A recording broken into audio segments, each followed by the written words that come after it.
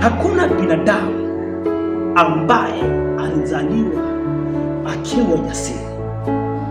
Ili uwe jasiri, ni uamuzi wa mtu binafsi kuamua kuwa jasiri, na hakuna jasiri ambaye haumii, lakini huchagua njia tu ya kutatua changamoto katika hali ya ujasiri.